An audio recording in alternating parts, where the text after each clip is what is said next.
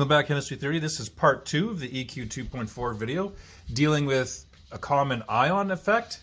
So we looked at dissolving calcium fluoride in a solution that already contains some calcium ions floating around. You can see how that affects the solubility. So this number here is a little bit less than if we had just dissolved calcium fluoride in just water.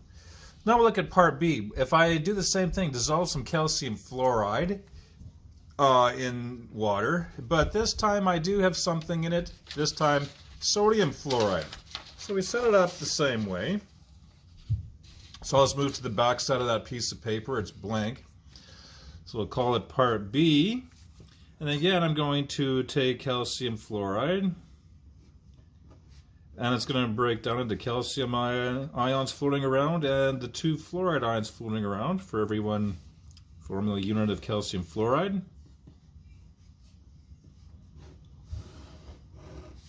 Right, so I set up the ice table as I did originally. This question is also asking for, okay, what is the molar solubilities? How much calcium fluoride is going to be dissolving? And this, so in this case, I have a beaker. I'm throwing in some calcium fluoride, but it just so happens I have some, it's telling me in the original question that I have 0.01 molar sodium fluoride floating around. So I have some sodium ions floating around and some fluoride ions floating around. And of course, the fluoride is the one that's going to reduce the solubility because it is a common ion. Calcium fluoride, sodium fluoride. So sodium fluoride, I'm told in the original question that it has a concentration of 0.01 molar. So that tells me that 0.01 molar has dissolved.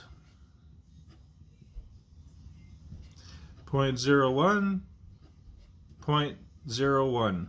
Because it's 1 breaks down to make 1 and 1, therefore 0.010 will break down to give 0.010 and 0.010. So I have some fluoride initially in here. When I dump this in, I don't have any calcium, but I do have fluoride. And again, calcium fluoride, 1 to 1 to 2, therefore x to x to 2x. And of course, what's getting used up here is getting added on over here.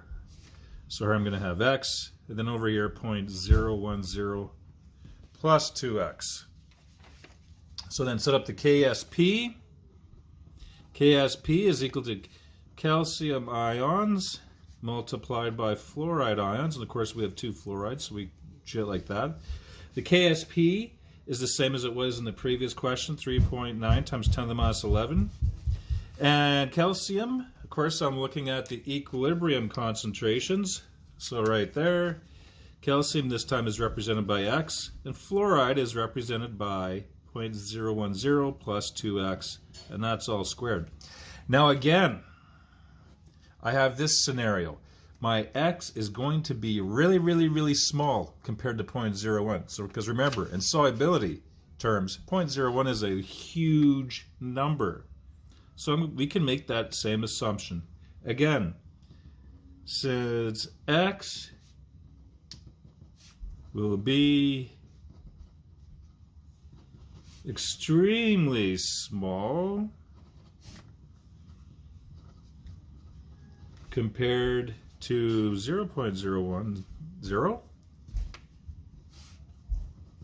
x can be omitted from 0.010 plus 2x. So we assume x is omitted, therefore that part will be omitted as well. Okay? And because really what I'm doing here is I'm taking 0.01 plus that really small amount. Hey, it's not going to make a huge difference. It's going to be just simply 0.01. So 3.9 times 10 to the minus 11 is equal to x multiplied by 0.010.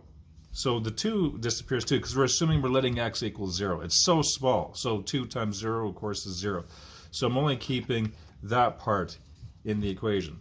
So again, bracket exponents come before multiplying.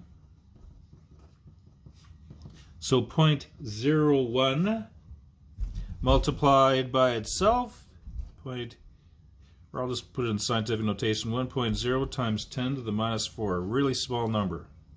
And of course multiplied by x,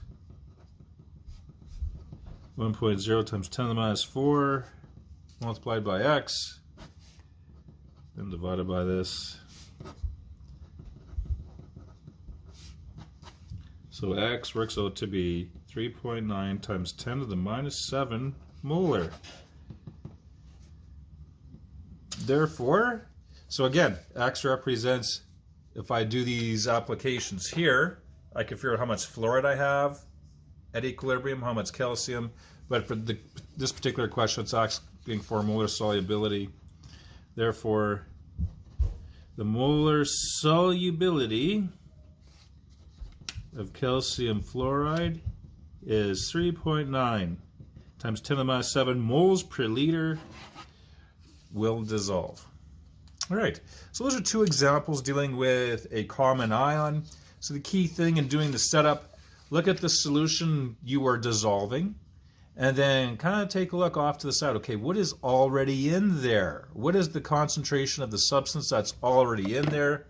And of course, that will involve determining if there is a common ion, and that represents how much we originally have in that solution, and that affects the Ks, that affects this molar solubility.